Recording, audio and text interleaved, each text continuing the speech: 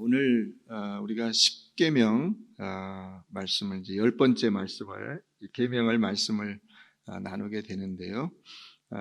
이 제 10계명 10번째 계명은 그냥 정리하면 남의 것을 탐내지 마라 이렇게 정리해 볼 수 있습니다. 17절이 길지만은 오늘 이 말씀 가지고 은혜 나누도록 하겠습니다.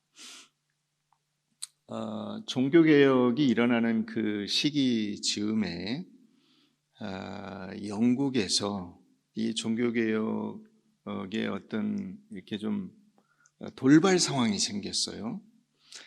그래서 영국 성공회가 만들어지게 되는데 이 영국 성공회가 만들어지게 되는 그 상황을 잠깐 우리가 살펴보려고 합니다.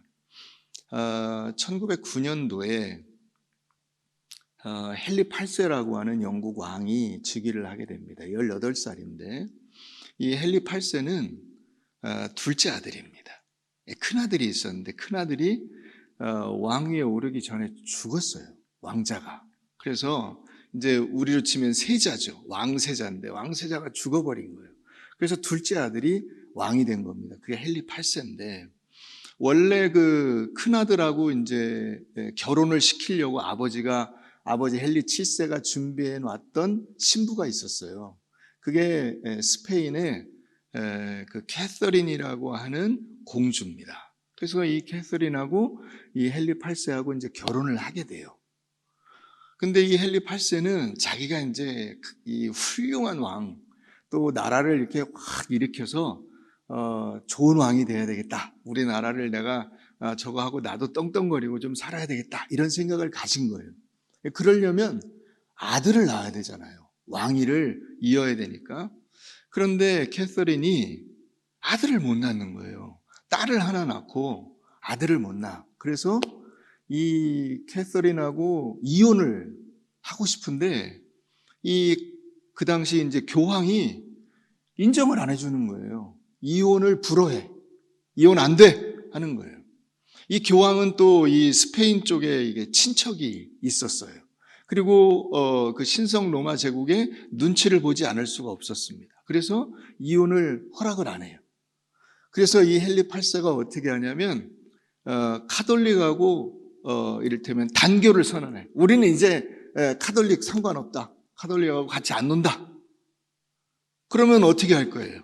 그 당시 이 종교적인 어떤 그 토대가 이게 굉장히 굳건하고 그 토대 위에서 사회가 돌아가고 있는데 어떻게 할 방법이 없죠? 그래서 어떻게 합니까? 영국만의 교단을 만든 거예요. 이를테면 그게 성공회입니다. 영국 성공회. 그래서 교단을 독립을 하고 자기가 이제 교단장이 되는 거예요. 교단의 왕이 되는 겁니다. 그래서 그 캐서린의 시녀였던 앤 불린이라고 하는 시녀하고 결혼을 합니다. 그런 그 우여곡절을 겪어서 시끌시끌한 가운데서 이제 왕비를 맞아들여서 앤 불린하고 결혼을 했는데 이 앤 불린도 딸을 하나 낳고는 계속 유산하고 사산하고 유산하고 이래가지고 아들을 못 낳는 거예요. 그래서 이 앤 불린도 간통과 근친상간의 혐의를 씌워가지고 런던 탑이라고 하는 그 유명한 곳이 있어요. 영국 가보신 분들은 아실 거예요. 거기서 참수를 해버려 죽여버립니다. 목을 잘라 죽여버립니다. 그리고는 다시 앤 불린의 시녀였던 제인 시모어라고 하는 이 여자를 왕비로 맞아들여서 이제 아들을 낳습니다. 그런데 안타깝게도 이 제인 시모어도 아이를 낳고 얼마 안 돼가지고 이 출산 후유증으로 죽습니다. 그래서 이제 안 되겠어요. 이제 왕비를 좀 제대로 얻어야 될 것 같아. 그래서 좀 좋은 여자를 골라봐라. 그런데 기왕 고를 거면 이쁜 여자를 골라라. 그런 거예요. 그래가지고 그 밑에 총리였던 여러분들이 이제 청교도 혁명하면 알고 있는 토머스 크로멜이 독일에서 이 이쁜 공주가 있다고 해서 그 이쁜 공주를 소개를 한 거예요. 그랬더니 왕이 이쁘냐? 그래서 가서 이제 그쪽에 시켜가지고 그 당시는 사진이 없잖아요. 그래서 초상화를 실사초상화를 싹 그려가지고 왕에게 보여준 거예요. 이렇게 생겼습니다. 그랬더니 괜찮은 것 같아. 그래서 결혼하자. 그래서 왔는데 실물을 보니까 마음에 안 들어. 실물을 보니까. 그래서 다시 이혼을 해요. 그 여자하고. 그 공주하고 그 클레페라고 하는 공국의 이 공주 앤하고 다시 이혼을 해. 그리고 그 공주의 시녀였던 캐서린 하워드라고 하는 여자와 다시 또 결혼을 합니다. 그런데 결혼을 해서 좀 괜찮은가 했는데 이제 이게 지금 세 번째, 네 번째, 다섯 번째잖아요. 다섯 번째 여자를 맞아들여서 결혼을 했는데 투서가 들어와요. 애인이 있다는 거야. 그게 사실인지 아닌지는 알 수가 없어. 근데 투서가 들어왔어. 그러니까 기분이 나빠요. 그래가지고 이 여자도 참수를 시켜서 죽여버려요. 그러니까 여섯 번째 여자는 고르고 골라서 누굴 고르냐. 남편을 두 번이나 사별한 캐서린 파라고 하는 여인을 결국 왕비로 맞아들입니다. 여섯 번째 왕비예요. 그리고는 쉬운 6살에 이 헨리 8세가 죽습니다. 그 헨리 8세의 옆을 지킨 것은 이 캐서린 파예요. 자, 그러면 이제 헨리 8세가 죽었어요. 그 다음에 왕위가 어떻게 됐을까? 그 세 번째 왕비가 아들을 낳았다 그랬죠. 그 왕비가 낳은 아들이 9살 때 이 아버지가 죽은 거예요. 헨리 8세가. 그래서 9살에 왕이 됩니다. 그게 에드워드 6세예요. 이 에드워드 6세가 왕이 돼서 좀 9살이니까 뭘 알겠어요? 그렇지 않아요? 그래서 이제 왕 노릇하는 거를 조금 배워가다가 6년이 지나서 15살에 얘가 병들어서 또 죽습니다. 그러면 이제 뒤를 이을 사람이 없잖아. 누가 있어요? 첫 번째 와이프가 낳은 그 캐서린이 낳은 메리라고 하는 그 딸이 그 다음을 이어야 돼. 아무도 자식이 없는 상황이니까. 그래서 그 메리 1세가 이제 에드워드 6세의 뒤를 이어서 영국 왕이 됩니다. 근데 이 메리 1세는 엄마가 아무 이유도 없이 이혼해야 된다는 이유로 엄마가 이혼당하고 그 왕궁에서 쫓겨나서 저 시골에 그 이름 없는 곳에서 돈도 안 줘가지고 막 그 시집 올 때 가져온 폐물 이런 거 팔아가면서 어렵게 사는 걸 본 거예요. 아버지에게 괄시당하는 걸 본 거예요. 그래가지고 이 메리가 왕이 되자마자 다시 카톨릭으로 복귀하고 영국은 그 다음에 거기에 앞장섰던 수많은 신하들을 피해 숙청을 하는 거예요. 전부 다 죽여버리는 거예요. 그래서 이 메리 여왕의 별명이 피의 메리예요. 블러디 메리가 별명이 됩니다. 그런데 다행히 불행인지 다행인지 알 수 없지만 5년 만에 이 메리 여왕이 죽어요. 그리고 그러면 그 다음에 또 왕위를 누가 이어? 앤 불린 두 번째 여자가 낳은 딸이 있죠. 그 앤 불린의 딸이 왕이 됩니다. 그게 엘리자베스 2세야. 지금 여왕은 엘리자베스 1세야. 지금 여왕은 엘리자베스 2세죠. 엘리자베스 1세가 그 메리 1세의 뒤를 이어서 여왕이 됩니다. 그리고 이 엘리자베스 1세가 스페인 무적 함대를 물리치고 전 세계 패권을 잡아서 소위 말하는 대영 제국을 이루는 그런 훌륭한 왕이 됩니다. 헨리 8세는 자기 아들이 그런 일을 이룰 수 있으리라고 생각을 했는데 그 아들은 일찍 죽어버리고 안중에도 없고 완전히 무시하고 짓밟으려고 했던 그 공주 가운데 한 명이 이런 위대한 일을 이룬 겁니다. 그러니까 우리가 실제로 욕심을 내고 사는 것과 그 실제 우리의 삶은 완전히 다를 수 있는 거예요. 우리가 이런 것을 살펴보면 오늘 말씀 우리가 에서 참 귀한 교훈을 얻게 되는데 미국의 조지 바나 연구소라고 하는 곳에서 십계명에 관한 설문조사를 했어요. 그래서 사람들에게 당신이 십계명을 얼마나 지킵니까? 하고 이제 물어봤더니 사람들이 1계명을 자기가 지킨다라고 생각하는 사람이 76%, 이 설문조사, 그 당시 설문조사예요.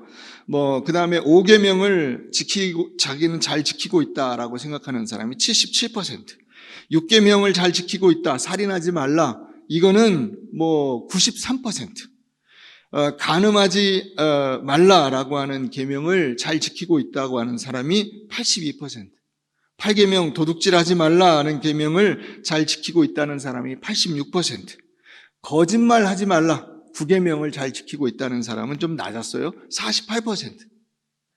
대부분의 사람들이 자기는 10계명을 잘 지키고 있다는 거예요. 이 10계명이 10번째 계명이 왜 주어졌냐면 바로 이렇게 자기가 모든 계명을 잘 지키고 있다고 생각하는 사람들에게 주신 계명이에요. 이 1계명부터 제 9계명까지의 계명을 듣고 나는 깨끗하네, 나는 괜찮네, 나는 문제가 없네 라고 생각하는 그 사람들에게 이 10번째 계명을 주시는 거예요. 네 마음을 한번 돌아봐라. 내 마음, 내 속에 가지고 있는 내 욕심을 한번 점검해 봐라 하는 거예요. 예수님께 부자 청년이 찾아왔어요. 내가 어떻게 영생을 얻을 수 있습니까? 예수님이 말씀하시죠. 계명을 지켜라. 네가 계명을 알지 않냐? 선생님, 내가 어릴 때부터 이 계명을 다 지켰습니다. 그랬어요. 근데 이 부자 청년이 어느 계명에 걸린 거죠? 10번째 계명에 걸린 거예요. 그래? 그러면 내가 너한테 얘기하는데 너 가진 거 많이 있잖아. 가서 가난한 사람들한테 다 나눠주고 그 다음에 와서 나를 따르라. 그랬더니 이 청년이 어떻게 했죠? 근심하며 돌아갔어요. 그거 못하겠다는 거예요. 여러분, 오늘 우리도 이 제 10계명, 많은 그리스도인들이 겉으로는 멀쩡한 것 같고 또 스스로 괜찮다고 생각을 하고 자기는 신앙생활 잘한다고 생각을 할 것입니다. 그런데 예수님께서, 하나님께서 물으시는 겁니다. 내 속마음은, 너의 마음은 어떠한가? 라고 하는 것입니다. 여러분, 요즘에 우리가 코로나 바이러스 때문에 시끌시끌한데 이 전부 다 지금 우리 회중석이 지금 꽉 찼는데 전부 마스크를 쓰고 계세요. 자, 마스크 요새 얼마씩에 판다 그래요? 전 사실 마스크가 없어요. 제가 마스크 쓸래도 쓸 마스크가 없습니다. 구할 수가 없어, 마스크를. 마스크 하나에 무슨 8,000원이네, 누구는 18,000원에 샀네, 이런 얘기도 있어요. 그게 이 일이 있기 전에 800원, 1,000원 했다는 거예요. 그런데 이런 상황이 벌어지니까 값이 올라가기 시작해서 6,000원에 팔고 있다는 얘기를 제가 들은 적이 있습니다. 여러분, 이것이 뭘 말해주고 있습니까? 탐욕이 모든 도덕과 윤리의 블랙홀이에요. 탐욕 앞에서는 도덕과 윤리가 없습니다. 이게 우리가 가지고 있는 문제예요. 이 10개의 계명 전체가 다 탐욕에 걸립니다. 탐심에 걸려 있어요. 만약에 내가 탐심이 없다면 하나님 한 분만으로 만족할 수 있을 것입니다. 내가 탐심이 없다면 우상을 섬길 필요가 없을 것입니다. 내가 탐심이 없다면 하나님의 이름을 함부로 부를 필요가 없을 것이고, 내가 탐심이 없으면 하나님이 쉬라고 하는 날에 쉬고 일하라고 하는 날에 일할 수 있을 것입니다. 탐심이 없으면 하나님이 주신 권세, 즉 부모에 순종할 수 있을 것입니다. 탐심이 없으면 살인하지 않을 것이고, 간음하지 않을 것이고, 도둑질하지 않을 것이고, 거짓 증거할 필요가 없을 것입니다. 그러니까 이 제10계명은 모든 죄의 근원을 깨부수는 망치와 같은 역할을 할 수 있는 것입니다. 오늘 그래서 이 탐심에 관해서 우리가 좀 구체적으로 들어가 볼 필요가 있습니다. 우리 창세기 3장 6절을 한번 가보십시다. 창세기 3장 6절 다 같이 한번 읽어봅니다. 시작. 여자가 그 나무를 본즉 먹음직도 하고 보암직도 하고 지혜롭게 할 만큼 탐스럽기도 한 나무인지라 여자가 그 열매를 따먹고 자기와 함께한 남편에게도 주매 그도 먹은지라 했어요. 자, 여기 나무를 어떻게 했습니까? 앞에 보면 여자가 그 나무를 보았죠. 봤어요. 본즉, 거기에 동그라미를 쳐놓으세요. 본즉. 자, 그 다음에 뒤로 가면 탐스럽다라고 하는 단어가 나옵니다. 탐스럽다. 그래서 이 보다와 탐내다라고 하는 단어는 세트예요. 한 묶음입니다. 여기 이 탐스럽다, 탐내다라고 하는 단어가 하마드라고 하는 단어인데, 이 하마드라고 하는 단어의 뜻은 뭐냐면 자기 하고 싶은 대로 다 하다, 이런 뜻이에요. 내가 저걸 먹으면 저걸 먹은 그 순간 내 모든 욕심이 다 이루어질 것 같은, 그게 탐심이에요. 근데 이게 보다와 같이 세트를 이루고 있어요. 보다와 같이. 보다. 이게 다시 말하면 탐심이 어디를 통해서 들어와요? 눈을 통해서 들어와요. 탐심이. 안 보면 괜찮아.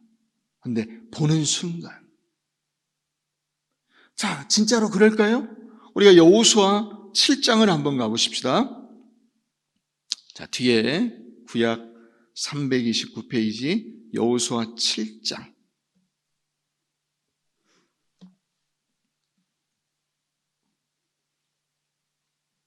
여호수아 7장 21절 한번 읽어보죠. 21절 시작. 내가 노력한 물건 중에 시날산의 아름다운 외투 한 벌과 은 200세겔과 그 무게가 50세겔 되는 금덩이 하나를 보고 탐내어 가졌나이다. 보소서, 이제 그 물건들을 내 장막 가운데 땅속에 감추었는데 은은 그 밑에 있나이다 하더라. 이스라엘 백성들이 가나안 땅에 들어가서 여리고성을 무너뜨리고 그 다음에 계속 진격을 해 나가는데, 여리고성은 어마어마한 성이에요. 근데 이것도 그냥 확 무너뜨렸는데, 물론 뭐 자기네들이 무너뜨린 건 아니에요. 하나님이 그렇게 해주셨지만, 그러나 하나님께서 이스라엘 백성들에게 주신 이 승리의 기쁨이 얼마나 충만하겠어요. 얼마나 기쁘겠어요. 그 다음 뭐 파죽지세로 쫙 나가려고 했는데, 여리고성보다 조그만 이 사이즈나 뭐 규모나 인근의 이런 그 상황으로 볼 때 아무것도 아닌 것 같은 아이성이라는 데를 가서 거기서 말도 안 되게 패해가지고 돌아오는 거예요. 그런데 패한 것이 단지 그냥 큰 손해가 난 건 아니에요. 한 30명 죽었어요. 아무것도 아니야, 이거는. 그런데 백성들의 마음이 완전히 쪼그라들어서 막 공포에 질려가지고 돌아온 거예요. 원인이 뭐냐?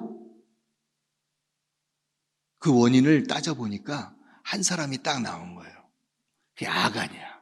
아간이라는 사람이 그 여리고성에서 본 좋은 거, 그거 뒤로 빼돌려가지고 숨겨놨다는 거예요. 그래서 이제 아간이 드디어 잡혔어요.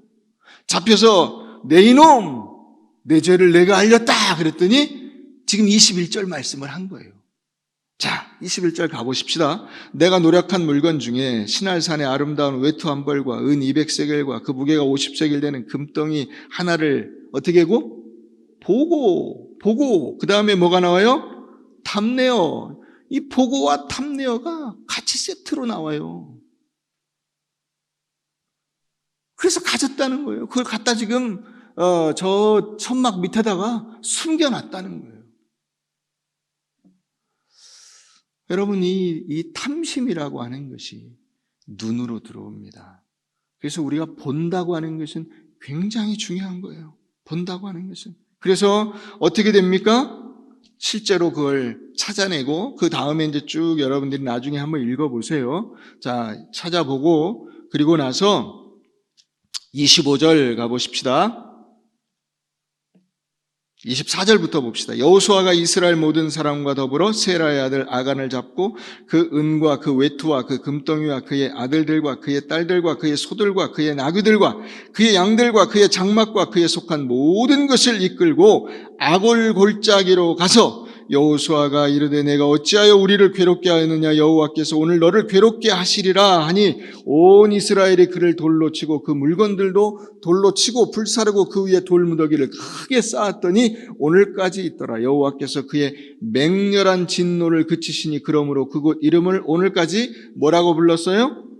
아골 골짜기. 아골. 그런데 거기 옆에 일자 있죠. 밑에 보면 뭐라고 돼 있어요? 괴로움. 괴로움이에요. 우리가 욕심을 내고 그 탐심을 가지는 것은 그 결과가 괴로움이고 그 결과가 죽음입니다. 죽음입니다. 그렇기 때문에 여러분 우리가 욕심을 갖는다고 하는 것이 굉장히 위험한 것이고 영적으로 이게 큰 범죄가 되는 것입니다. 야고보서 1장 14절 15절 말씀에 보면 오직 각 사람이 미혹을 받는 것은 자기 욕심에 끌려 미혹됨이니 욕심이 잉태한 즉 죄를 낳고 죄가 장성한 즉 무엇을 낳느니라? 사망을 낳느니라. 탐심은 곧 뭐다? 탐심은 곧 죽음이다. 탐심은 곧 죽음이에요. 욕심이 죄를 낳고 죄가 사망을 낳는다는 것입니다. 여러분 그렇기 때문에 남의 것을 쳐다보지 마세요. 자, 한번 따라해 보세요. 남의 것을 쳐다보지 말자. 남의 것을 쳐다보지 말자. 남의 것을 쳐다보지 말자. 남의 것은 내 것이 아닙니다. 자, 오늘 말씀해 보면 내 이웃의 집을 탐내지 말라 이렇게 되어 있어요. 내 이웃의 집, 그 안에 뭐가 있습니까? 아내도 있고 남정도 있고 여정도 있고 소도 있고 나귀도 있고 하여튼 모든 무릇 이것은 전부 다 통째로 이웃의 집을 쳐다볼 필요가 없어요. 그건 내 게 아니에요. 내가 그걸 보고 뭐 부럽다 말다 얘기할 필요가 없어요. 그러니까 보니까 부럽다는 생각이 들고 보니까 자꾸 욕심을 내게 되고 나도 저렇게 해야 되겠네로 가게 되는 거예요. 그래서 그렇게 해야 되겠네로 가다가 안 되면 어떻게 하는 거예요? 거짓 증거하고 도둑질하고 빼앗고 살인하고 하는 일이 벌어지는 것입니다. 여러분 이 집이라고 하는 것이 내 이웃의 집을 탐내지 말라. 한 사람의 가정의 테두리 속에 거기에는 가옥도 있고 소유물도 있고 아내도 있고 자녀도 있고 종도 있고 다 있어요. 그건 내 게 아니에요. 그건 그 사람 거예요. 하나님이 나에게도 내 것을 주셨습니다. 믿습니까? 내 것을 주셨어요. 그러니까 내 것을 붙잡아야지 남의 것을 쳐다볼 필요가 없어요. 다시 한번 따라해 봅시다. 내 것에 감사하자. 내 것에 감사해야 돼. 하나님이 내게 주신 것에 감사하시기를 바랍니다. 김영은 검사라고 하는 분이 이 책을 썼어요. 속임수의 심리학이라고 하는 책을 썼는데 사기꾼들을 분석한 거예요. 근데 여기 보면 그 얘기가 나와요. 사기꾼들이 제일 무서워하고 사기꾼에게 안 속아 넘어가는 사람이 누군지 아세요? 정직한 사람이래요. 정직한 사람에게는 이 사기가 안 통한답니다. 네. 사기꾼의 사기에 속아 넘어가지 않아. 어떤 사람들이 약하냐면 욕심이 많고 남의 말 잘 듣고 쉽게 불안해하는 사람이 잘 속아 넘어간대요. 정직하고 꼼꼼히 따져보는 사람은 안 속는데요.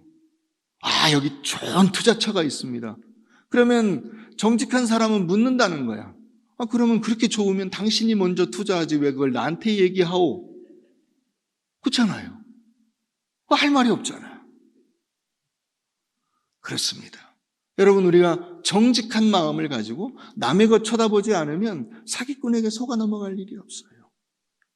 그러므로 우리의 보는 것을 조심하시길 바랍니다. 남의 것을 쳐다보지 말라. 자, 두 번째, 그러면 뭘 쳐다봐야 될까요?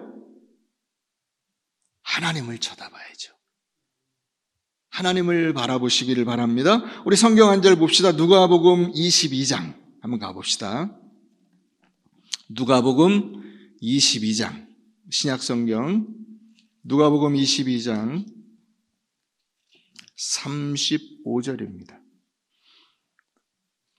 135페이지 누가복음 22장 35절. 자, 38절까지 우리 한 절씩 교독합시다. 그들에게 이르시되 내가 너희를 전대와 배낭과 신발도 없이 보내었을 때에 부족한 것이 있더냐? 이르되 없었나이다.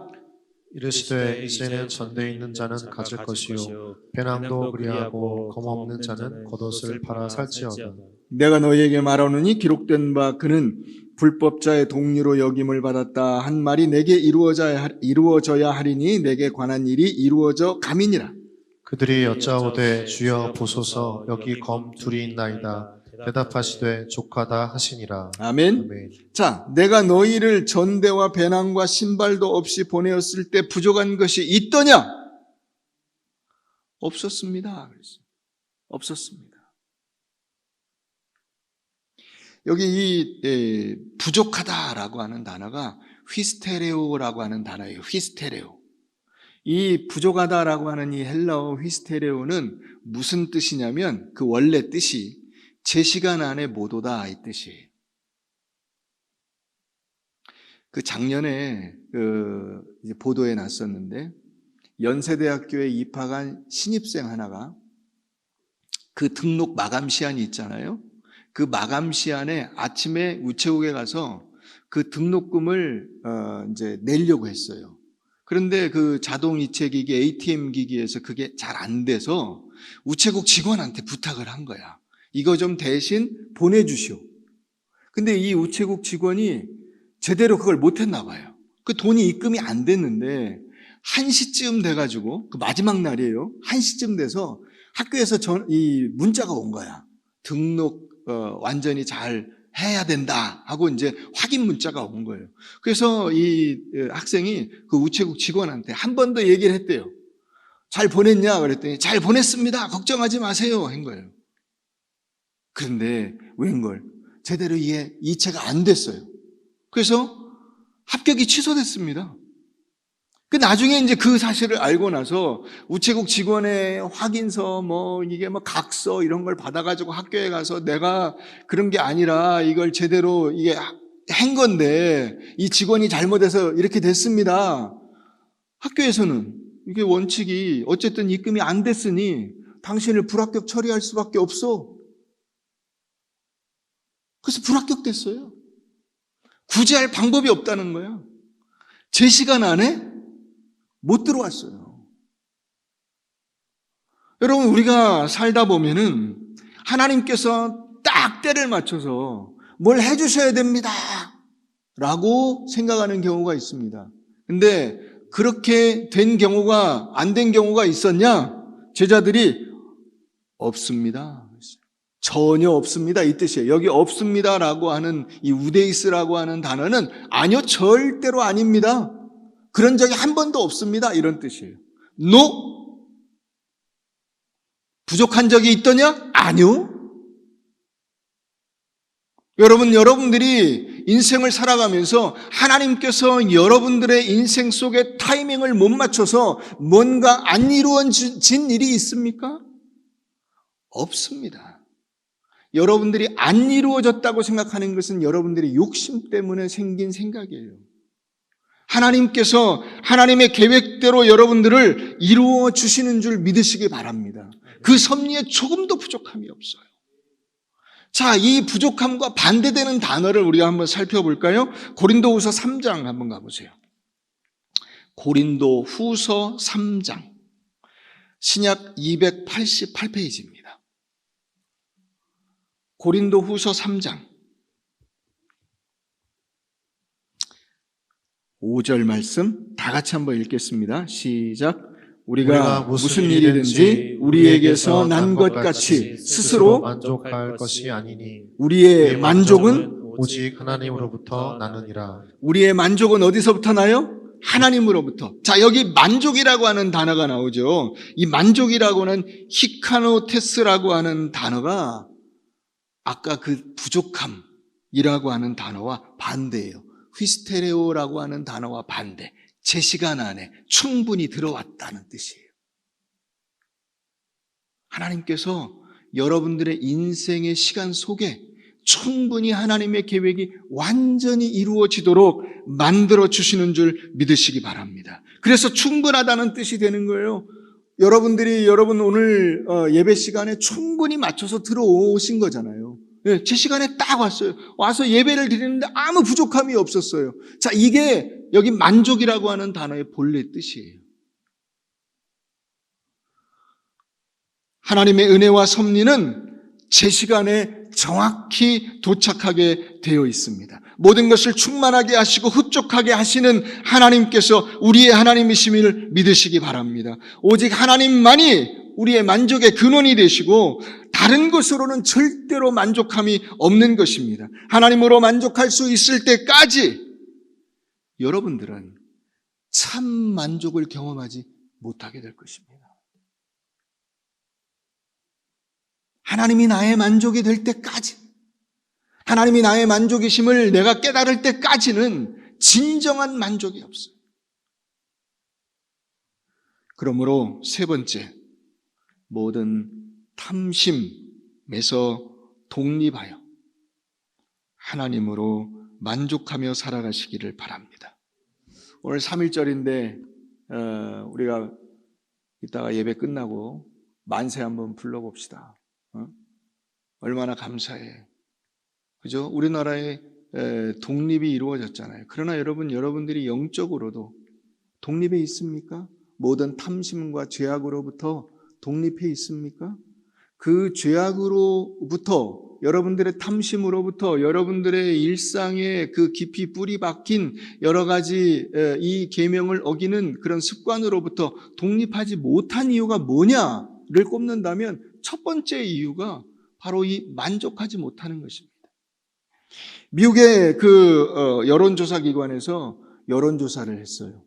사람들에게 당신의 외모를 바꿀 수 있다면 바꾸시겠습니까? 하고 질문을 했는데 남자의 94%, 여자의 96%가 바꾸겠다고 답을 했습니다.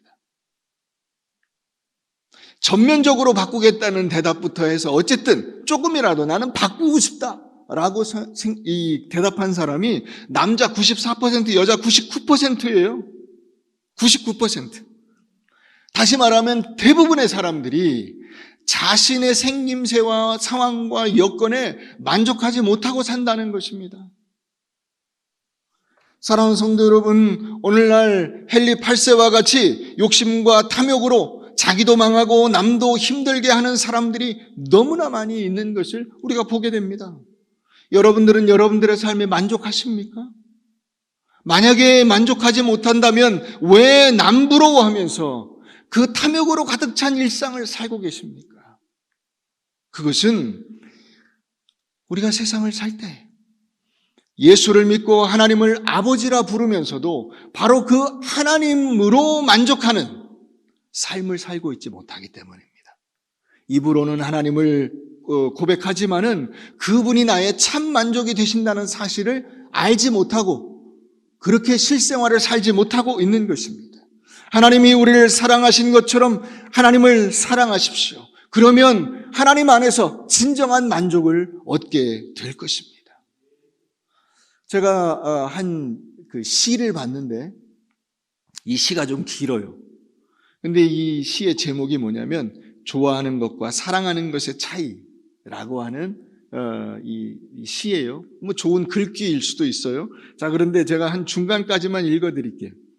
좋아하는 것은 그 사람으로 인해 내가 행복해졌으면 하는 것이고, 사랑하는 것은 나로 인해 그 사람이 행복해졌으면 하는 것입니다. 지구가 멸망해서 탈출하는 우주선이 하나밖에 없다면 좋아하는 사람은 내 옆자리에 태우고 싶은 사람이고, 사랑하는 사람은 내 자리라도 내어주고 싶은 사람입니다. 좋아해는 들으면 가슴이 설레고, 사랑해는 들으면 눈물이 납니다. 꽃을 좋아하면 그 꽃을 꺾지만 꽃을 사랑하면 그 꽃에 물을 줍니다. 좋아하면 욕심이 생기고 사랑하면 그 욕심을 포기합니다. 여러분, 예수님께서 가룟 유다나 베드로의 탐욕을 꾸짖으시고 십자가에서 당신의 목숨을 그들을 위해서 내어주셨습니다. 그들을 사랑하셨기 때문입니다. 욕심을 포기하시고 하나님 안에서 모든 것을 버리고 만족하실 수 있음을 십자가를 통해서 우리에게 보여주신 것입니다. 그래서 예수님의 마지막 고백이 다 이루었다. 다 이루었다. 하나님 아버지 안에서 모든 것을 버리고 만족하신 그 예수 그리스도, 그분이 나의 주님이십니다.